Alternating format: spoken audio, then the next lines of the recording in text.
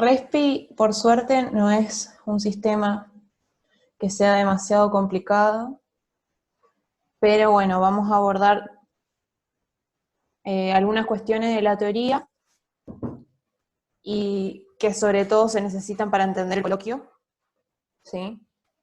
Pero bueno, no se asusten porque no es tan difícil como renal, que vimos la semana pasada. Bueno, acá primero le puse estas imágenes que responden a lo que sería el ciclo respiratorio. Tomé las mismas imágenes que están en el Power, en uno de los Power que dio la cátedra. Así que en muchas diapositivas tomé las mismas imágenes para que a ustedes se les haga más fácil después guiarse a la hora de estudiar. Y esta estaba muy buena. Bueno, ¿cuáles son las cuestiones que tienen que tener en cuenta? El ciclo respiratorio tiene dos fases, la inspiración y la expiración. Durante la inspiración, ¿qué sucede? Ingresa aire al interior de nuestro organismo y en la expiración egresa aire de nuestro organismo. Entonces, tienen una diferenciación importante entre inspiración y expiración, que siempre a la inspiración se le implica con un proceso activo. ¿Por qué? Porque implica el trabajo muscular, ¿sí? Ahora vamos a empezar a hablar de lo que sería ciclo respiratorio normal, ¿sí? No sería un ciclo respiratorio forzado, ¿sí? En el normal, o sea, cuando una persona se encuentra en reposo, la inspiración implica la contracción de algunos músculos, entre ellos el más importante es el diafragma. Ahora lo vamos a ver bien a eso, pero en principio trabajemos con qué sucede con el diafragma, porque cuando este se contrae, ¿sí? El diafragma vendría a ser este músculo, que tiene una forma cóncava, acá se aplana y baja, porque en realidad en reposo se encuentra de esta manera. Entonces, cuando se contrae, se hace planito y expande a la cavidad torácica. Entonces, al expandir a la cavidad torácica, es como que hay mayor cantidad de espacio para que el aire ingrese. Entonces, ¿qué sucede? Cuando el diafragma se contrae, el volumen aumenta, ¿sí? Entonces, ustedes saben de la ley de Boyle que el volumen y la presión son inversamente proporcionales. Entonces, siempre que el volumen aumenta, la presión va a disminuir y viceversa. Siempre que el volumen disminuya, la presión va a aumentar. Eso lo vieron un montón de veces, sobre todo en química general e inorgánica, y que siempre dijeron, ¿y para qué me sirve estudiar esto? Bueno, para esto sirve estudiar eso. Entonces, en realidad, como que uno cuando lo ve, cuando dice las palabras presión, volumen, como que le da miedo, porque dice, ay, qué cosa complicada, pero en realidad no es tan difícil. O sea, el volumen hace referencia a que hay mayor espacio, ¿sí? Para que entre el aire. Entonces, ingresa el aire y la presión disminuye, ¿sí? Bien, y sumo a eso, Ay, que por qué la perdón. presión tiene que disminuir, porque nosotros lo que siempre vamos a hablar es de corrientes de aire o de flujo de cosas que va de un lugar de mayor presión a menor presión. Entonces, ¿por qué tiene que disminuir la presión de la cavidad torácica? Para hacer menor la presión que en la atmósfera, que afuera, en el ambiente. Así el aire va a ingresar por un gradiente, en este caso un gradiente de presión de mayor a menor. Así por eso va a permitir el pasaje del aire. Bueno, ustedes acuérdense que, como dijimos, el diafragma es un músculo, entonces siempre que un músculo se contrae, ¿qué tiene que pasar después? En algún momento se tiene que relajar. Entonces, cuando ese diafragma, que es el músculo, se relaja, disminuye el volumen que tiene. Vieron que acá ustedes tienen como una línea punteada, ese era el volumen que tenía la cavidad torácica expandida. Eso simplemente es para que lo visualicen a la disminución del volumen. Entonces, como disminuyó el volumen, es como que el aire va a estar muy apretado adentro. Las moléculas, o sea, no muy apretado, va a estar más apretado que antes. Entonces, eso se traduce en un aumento de presión. Yo tengo menos lugar, entonces voy a hacer más fuerza porque voy a estar como más incómodo. Entonces ahí es cuando aumenta la presión, y ese aumento de presión produce una salida del aire. Ahora vamos a ver bien lo que recién explicó Josu, ¿sí? Lo vamos a ver en profundidad, simplemente esto es como para que lo empiecen a visualizar. Y recuerden que se trata de un movimiento pasivo, porque siempre que hablemos de una respiración no forzada, o sea, cuando una persona se encuentra en reposo, no vamos a estar contrayendo músculos para que el aire salga, ¿sí? Después vamos a ver que en ciertos casos, cuando la expiración sí es forzada, bueno, ahí sí vamos a contraer ciertos músculos, pero lo vamos a ver más adelante. Y acá yo se los dejé como explicado esto, bien sencillo, ¿sí? Bien sencillo. Dice, cuando el diafragma se contrae, aumenta el volumen de la caja torácica, entonces el aire podrá ingresar durante la inspiración, y por lo tanto se lo considera un proceso activo. Cuando el aumento del volumen de la caja torácica, la presión en el pulmón será menor a la presión atmosférica. Y acá entra en juego lo que les dijo Josu recién. Porque esto es una difusión. ¿Qué pasaba en la difusión? Siempre las moléculas se mueven desde un lugar donde hay más cantidad de moléculas hacia un lugar donde hay menor cantidad de moléculas. Entonces, si yo afuera tengo un montón de moléculas que ejercen una mayor presión y adentro tengo pocas, se va a mover hacia adentro. Eso es lo que pasa en la inspiración. Y en la expiración ocurre exactamente lo contrario. Dice, esa diferencia de presión es la que favorece el ingreso del aire. Y otra vez se me corrió. En la inspiración, la presión atmosférica será mayor que la presión en el alvéolo. Acuérdense, el alvéolo que es la estructura funcional del pulmón, ¿sí? Porque es en donde se va a producir netamente el intercambio gaseoso. También ocurre en los bronquiolos respiratorios, pero lo más importante vendría a ser el alvéolo, que sería como una bolsita muy delgada, que está rodeada por los vasos sanguíneos y en la cual se produce el intercambio gaseoso. Entonces, adentro de esa bolsita, que está llena de aire, dice, la presión atmosférica será mayor que la presión en el alvéolo. Entonces, por eso ingresa al mismo. Antes de la inspiración, la presión alveolar es igual a la atmosférica, porque cuando nosotros tenemos el ciclo respiratorio hay como un momento en el que no entra ni sale aire de nuestro cuerpo, ¿sí? Entonces, en ese momento, la presión es igual a la de la atmosférica. Por eso es que no entra ni sale aire, porque está igualada, ¿sí? Lo que hace que se empiece a mover el aire es justamente la acción de los músculos, ¿sí? O sea, nosotros no podríamos respirar si no fuera gracias a esos músculos, porque los pulmones no se pueden mover por sí mismos, porque solamente se trata de tejido conectivo, digamos, están formados solamente por tejido conectivo. Entonces, si nosotros no tuviéramos diafragma, infinitamente estarían en reposo, ¿sí? No aumentaría ni disminuiría el volumen y por lo tanto no aumentaría ni disminuiría nunca la presión y por lo tanto nunca ingresaría aire a nuestro cuerpo. Como ingresan moléculas de aire al final de la inhalación, se vuelve al punto inicial que tenía la presión, es decir, se iguala al valor de la presión atmosférica. ¿Por qué?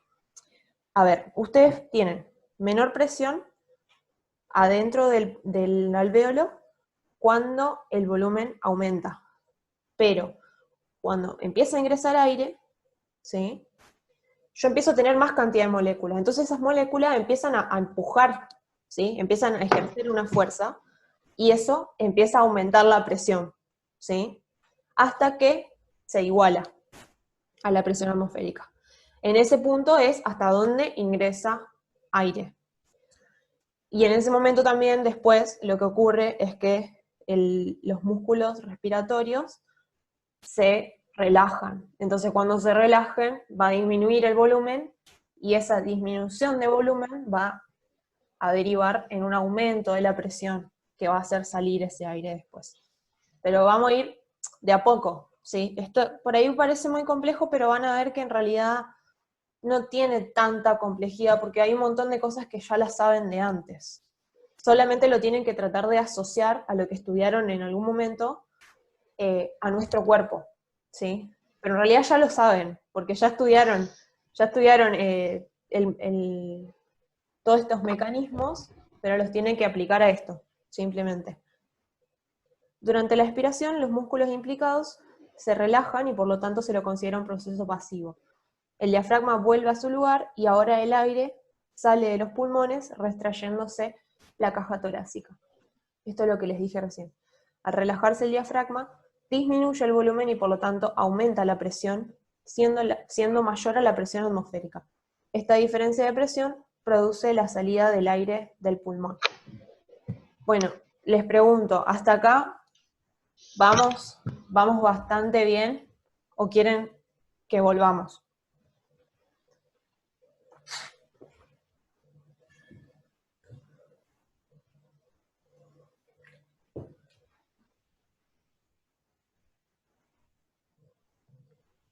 Ah, bueno, genial, genial, seguimos entonces. Bueno, les digo que esta es una de las cosas más complejas que tiene. O sea, si entienden esto y entienden un par de cositas más, lo otro no es difícil. Así que, como verán, es verdad lo que les dijimos recién de que no era tan complejo respiratorio. Vamos, ahí seguimos. Ahí está. Acá les hice como una pequeña síntesis para que les quede bien sencillo qué pasa cuando es forzado las inspiraciones o las expiraciones. Cuando la inspiración es forzada, acá, actúan los músculos. Esto lo saqué del Power también. No copié la imagen exactamente, pero lo saqué también del Power que tenían. Actúan los músculos intercostales externos, esternocleidomastoideos y escalenos, para expandir el tórax en mayor medida. Y en la expiración forzada se contraen los músculos abdominales e intercostales internos. Y ahora les quiero que me den un ejemplo de cuando tenemos una expiración forzada.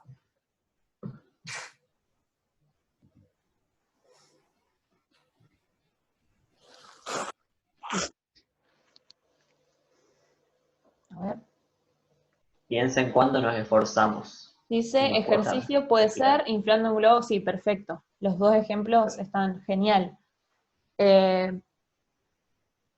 Inflando un globo está perfecto porque nosotros hacemos fuerza para que salga mayor cantidad de aire con más intensidad, digamos, y de esa manera llenarlo. En el ejercicio también, además, imaginen un ejemplo recopado que, ahora te contesto lo del asma, pero con esto, imagínense esto y no se lo van a olvidar más. Vieron que cuando nosotros hacemos abdominales, te dicen que cuando vos subís, tenés que soplar el aire. Eso es, ¿por qué? Porque esa contracción que hace el músculo abdominal para hacer salir el aire es justamente lo que hace reforzar a esos músculos, o sea, lo que hace ejercitar a esos músculos. Entonces, si ustedes se acuerdan de ese ejemplo, no se olvidan más lo de la expiración forzada. Después, con el tema del asma, en realidad no está tan relacionado al tema de la inspiración-expiración, porque lo que pasa en el asma es que están o sea, hay una broncoconstricción, o sea, están contraídos los bronquios por la acción de la histamina, que es una sustancia que secretan los mastocitos, son unas células del sistema conectivo, frente al, o sea, generalmente cuando nuestro cuerpo interacciona con alguna sustancia que nos produce como una alergia, por ahí puede desencadenar un ataque asmático y entonces eso hace que nuestro cuerpo secrete esta histamina y la histamina se une a unos receptores que hay en los bronquios que produce la broncoconstricción. Entonces, acuérdense, eso lo tienen en la teoría. Cuando está broncocontraído, está como, imaginen que el diámetro del bronquio es así. Cuando está broncocontraído, está así, ¿sí? Está como mucho más chiquito, pasa menor cantidad de aire. Entonces, eso es lo que pasa en el asma, pasa menor cantidad de aire, entonces llega menos aire a los pulmones, ¿sí? Sí, y Como que, sumo a eso que el asma es un proceso patológico donde lo que va a pasar va a ser una inflamación de la mucosa de las vías aéreas, entonces también va a hacer que el aire esté un poco más sucio, porque también hay algo que ocurre en las fosas nasales, acuérdense las partes de, eso no lo repasamos igual porque es anatomía, pero acuérdense las partes de las vías aéreas, que nosotros necesitamos un aire que esté filtrado, que sea cambiarle la temperatura del aire y sacar un montón de impurezas. Entonces, también en el asma lo que ocurre es que hay una mayor secreción de moco en las vías aéreas que complica el retener esto, muchas veces esas sustancias nocivas para el aire. Y claro, el es proceso de inflamación, como que también principalmente. queda mucha cantidad de moco y eso también obstruye. O sea, no solo la broncoconstricción, sino lo que quiere decir Josu que por ahí está asociado mucho a las alergias y eso es lo que secreta también mucha cantidad de moco y eso hace que se, se obstruya mucho más todavía las vías respiratorias y entonces sea más difícil todavía que llegue el aire. Es horrible tener asma. Sí, sí, sí, yo lo sufro en primera persona. A Bien, ver. hasta acá creo que vamos bien. Sí, acá les dejé las conclusiones. Como para resumir. ¿Qué tienen que tener en cuenta? Es lo que dijo Josué hace un rato, el aire se mueve desde una región de menor presión a una de mayor presión. Eso siempre. Tener en cuenta que siempre que aumenta el volumen, disminuye la presión y eso provoca el ingreso de aire a nuestro cuerpo durante la inspiración. Durante la expiración disminuye el volumen y por ende aumenta la presión y esa presión empuja el aire hacia afuera de nuestro cuerpo. En resumen es eso, ¿sí? O sea, si ustedes tienen bien claro esto, no se van a confundir, ¿sí? Porque uno por ahí cuando empieza a ver los gráficos y todo se empieza a confundir, pero si ustedes se graban esto, es como mucho más sencillo. Bueno, les puse esta diapo, que es una de las que estaba en... Ahí voy a abrir la ventana, ya vengo.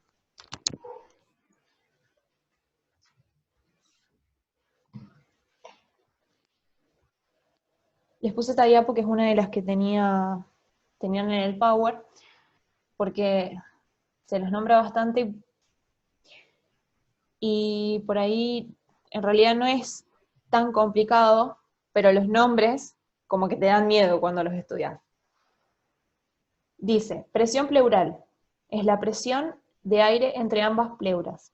Primero, recordando a Donato, la pleura ustedes tienen una pleura visceral y una pleura parietal. Es como una membrana similar a un globo. La pleura visceral es la que está pegada a el pulmón, ¿sí? La que recubre al pulmón netamente. Y la pleura parietal es la que está unida a la caja torácica, que sería esta. Pero fíjense que esto sería como una especie de gran globo que recubre a todo, ¿sí? Es como un globo lleno de agua, que en realidad tiene muy poca agua, porque son como 25 mililitros, si no me equivoco, de líquido pleural. Es una cantidad súper ínfima y de hecho en las imágenes está como exagerado. Esto se exagera para que la persona lo pueda visualizar o imaginárselo en la cabeza, pero en realidad es muy poquito el líquido que hay entre esas pleuras. Ese líquido es súper, súper, súper importante. ¿Por qué? Porque lo que hace es mantener unidas a esas pleuras entre sí, y al estar unidas a esas pleuras entre sí, al mismo tiempo, obliga al pulmón a estar unido a la cavidad torácica. ¿Sí? En 2 minutos se corta, así que les aviso por las dudas.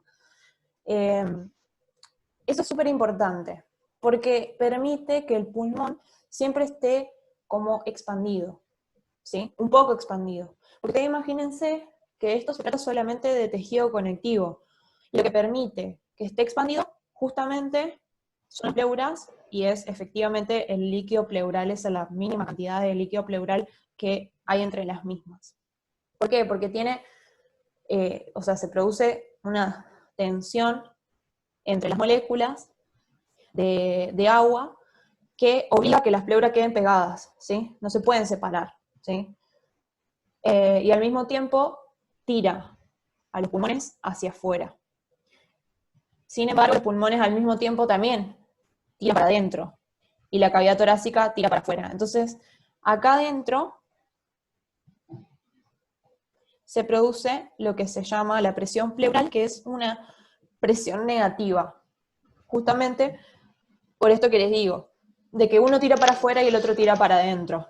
Es re complicado imaginárselo, pero no se embrollen tanto, simplemente estudienlo así. Hay uno que tira para afuera y otro para adentro, y por eso hay una presión negativa entre las pleuras, ¿sí? Bueno, ya se corta, entramos a la otra. Dale, salimos y